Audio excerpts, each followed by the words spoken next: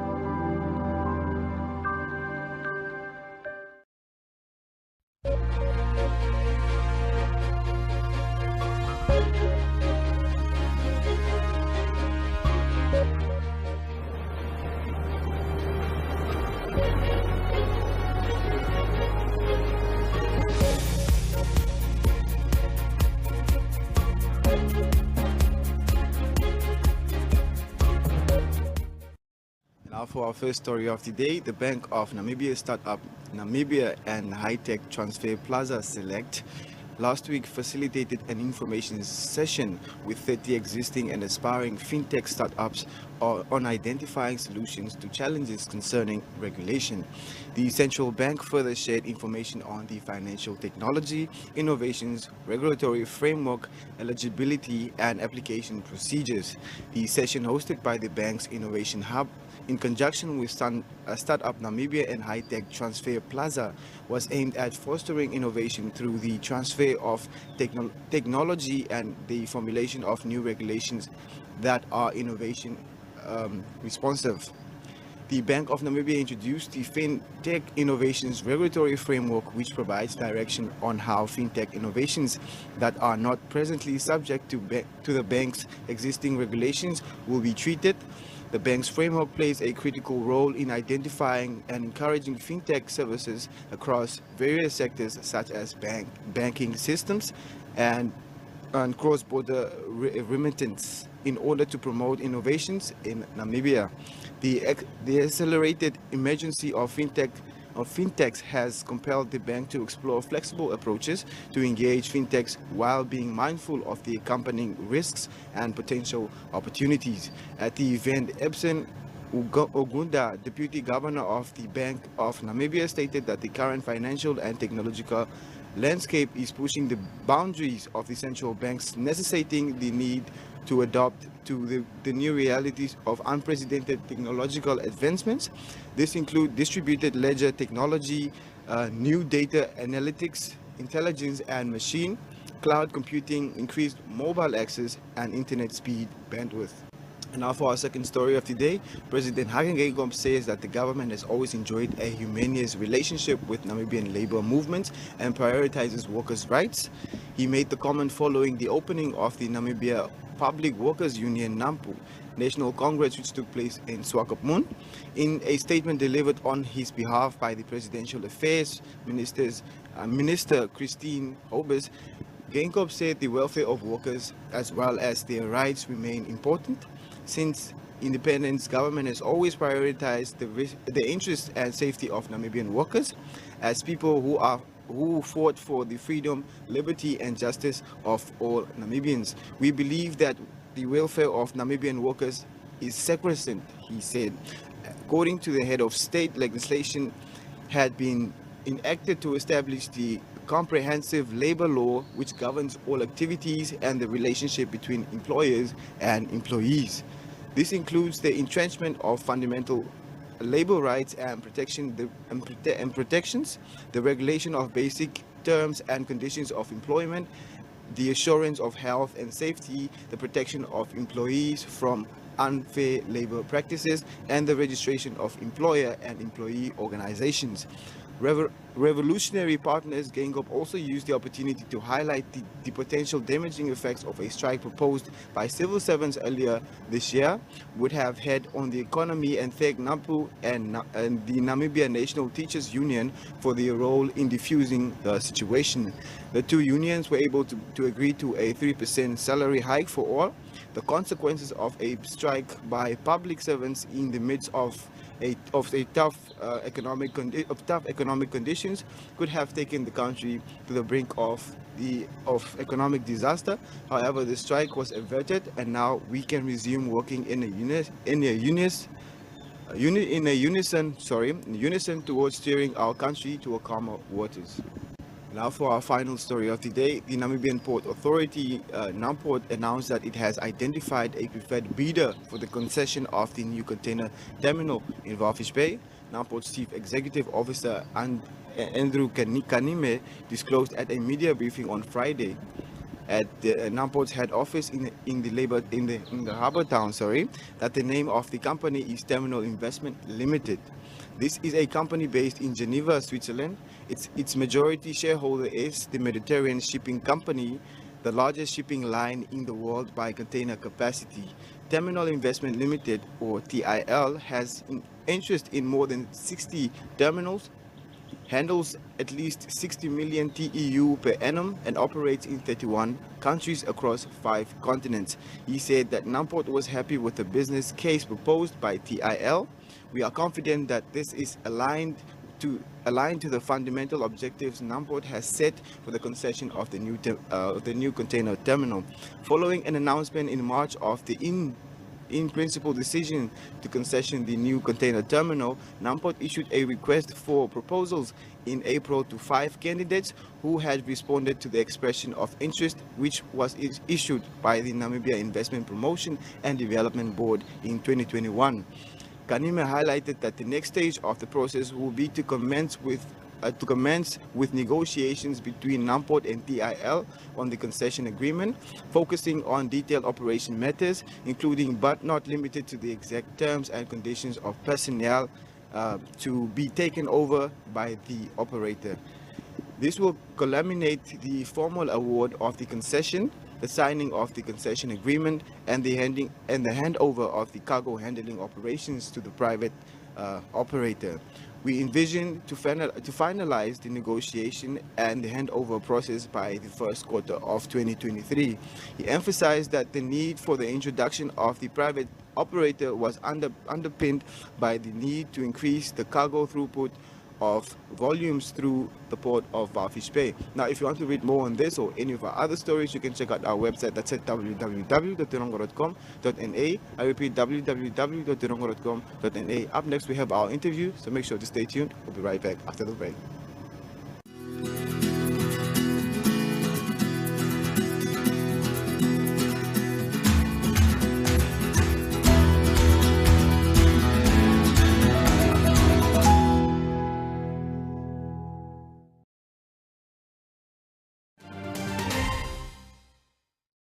Hello viewers, I'm joined by Mike, one of the actually creative director. We're here at the Switex stall, and you have your own stall here. Can you just tell us what are you here exhibiting today? Okay, how are you, my viewers? Today we are standing here at Swakopmund show. We are busy exhibiting our talents here. We are showing the nation what we can do, what we offer in different varieties. We brought all different kinds of products to just show people that we have talent, and we are showing our skills to the people. So we hope at the end of the day we get as many clients as possible, and not only today, or let's say for instance, because we brought our banners, business cards, and we hope people to contact us after the show. Yeah, that's mainly one of the things. Okay, and when exactly did you start doing this creative Like what you do, yeah. The arts and crafts. Yes. So I recently just joined my father because I was also schooling. I recently joined my father. My father has more than 20 years of experience in the industry. So I'm actually getting time now to learn how he does his work and all those stuff. So I'm joining the roller coaster now. And I'm very excited because this year is a year I got to experience a lot of things, different environments and stuff like that. That's one of it. Okay, and what was your first item that you made? Okay. My first item, I can show you one of these. So this one seems simple. It's a bracelet whereby you can custom make stuff here. You can custom make things. You can write any name, anything. I always wear this as a sample. See, this one is with my name. I can customize it with anything you want. I can make. So this is just one. It's something small, but it pays. It buys the bread. It buys the bread. $50. That's a simple $50. Yeah, something like this. Yeah, this is one of the things that I started learning how to make and stuff like that. Okay, now Mike, where are you based? Where are you based? So currently we are in Walvis Bay, but we are mobile since there are a lot of trade fairs and functions happening. Due to Corona, these recent years, people haven't been able to exhibit their stuffs in different towns. But this year we got an opportunity to move around Namibia. We have been in a lot of towns, including Lutre, Zongwediva, Wakakarara, Swakopmund, Walvis Bay, Windhoek. Not forgetting Windhoek. Yeah, so we are very excited. Okay. You can find us anywhere. You can find us anywhere. Social media platforms. It's up to you. We are on social media, Instagram as Nam Clothing. You can find us there. We can contact each other. The distance is not really a problem. We can courier countrywide. Okay. And where can people find you on Facebook again? We are on Facebook as Nam Clothing. As soon as you pop up Nam Clothing, Instagram Nam Clothing, the profile with the overalls and stuff. That's us. Okay. Yeah. And tell me about now your creative process. What comes to your head when you? What do you think? Do you just wake up one day and just decide, now today I'm going to make a bracelet, or how does it work for you? Okay. So actually the thing is, when it comes to art, it's not something you plan for. It's just something as you are sitting, you either see something, maybe something while you are watching on the TV, then as soon as you see that thing, like, nah man, if this thing is like this, what if I add the extra kick to it? I'll end up having a product that no one has. It's just something, and as you are making as well, you end up discovering that, okay, I can either do this and this, and add another thing to it. It's not like something that comes with, okay, this road leads to Okahanja, we just follow the road and like that. You end up going through the bush, man. You find out there's a lot of ways to do things.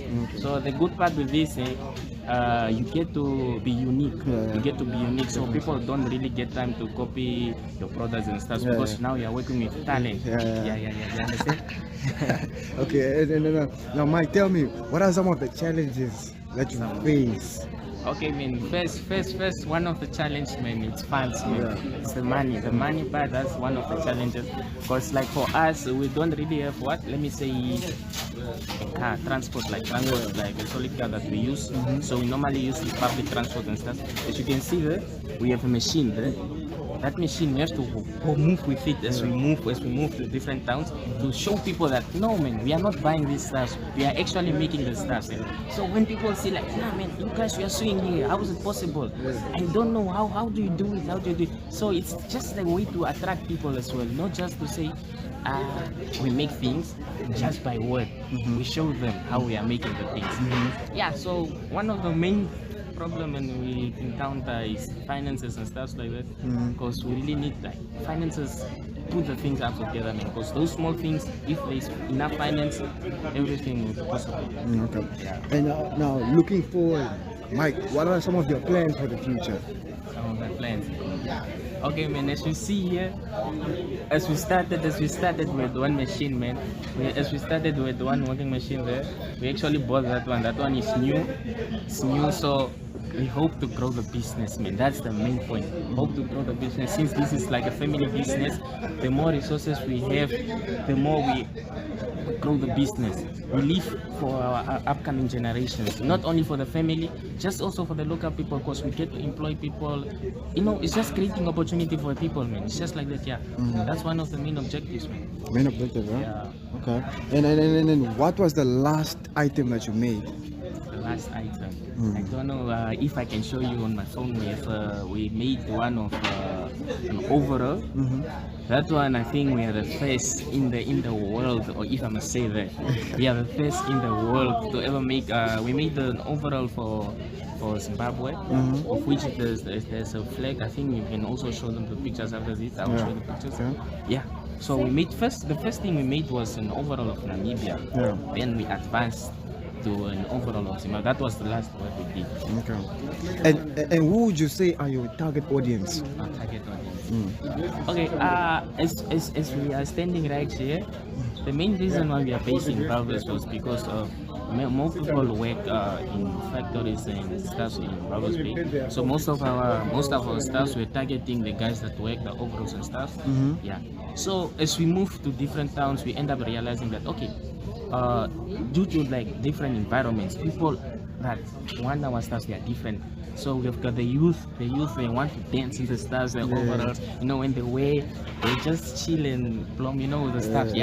So it's just like that, man. And most of the stuff, you see the colorful stuff here. Since you are the coastman, the coastman. These are the stuff for the coastman. Definitely, you have to color up, man. You have to be visible. So you see, that's why we're also the coastman. The dresses and the stuff. We are approaching summer.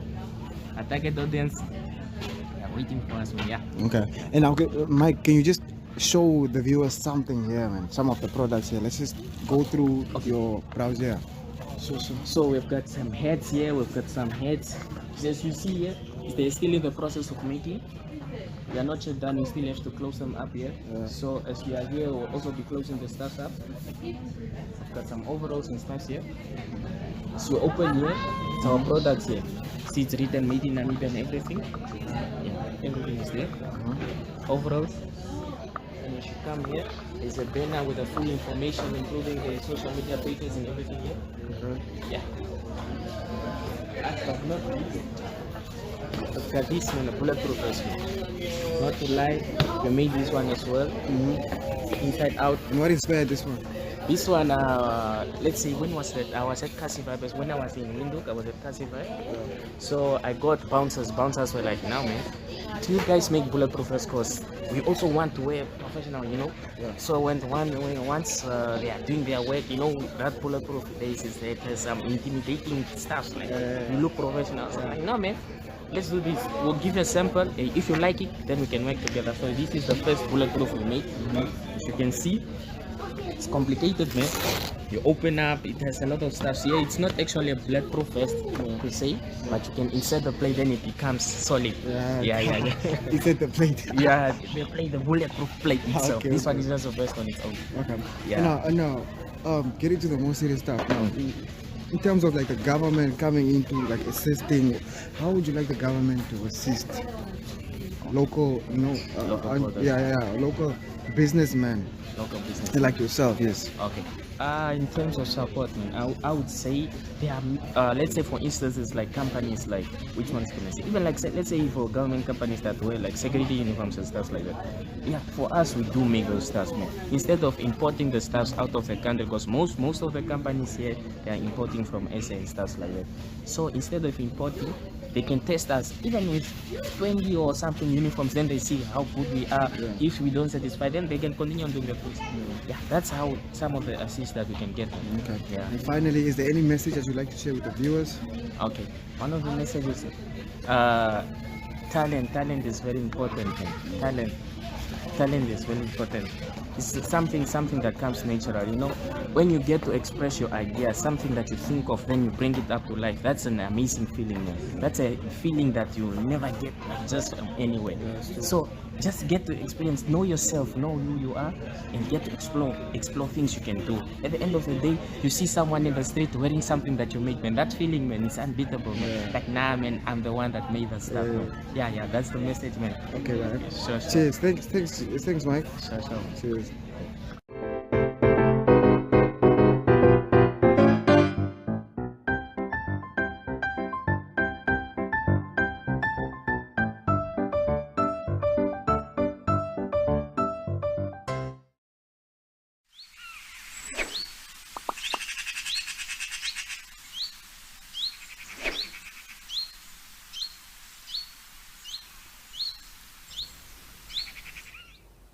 Welcome back to your favorite entertainment breakfast show. Now, Margaret Gustavo, who is the Executive Director for Strategy and Branding at the Namibia Investment Promotion and Development Board, joins us in studio today to talk about, the new digital nomad visa as well as the Tourism Expo. Good morning. Good morning. How are you? Very well. How are you? I'm very excited. Firstly, I'm excited about this nomad visa because my friends who want to come through and, come create content over here, but enough with me. Let's talk about why did you decide, to come up with this initiative and offer a digital nomad visa?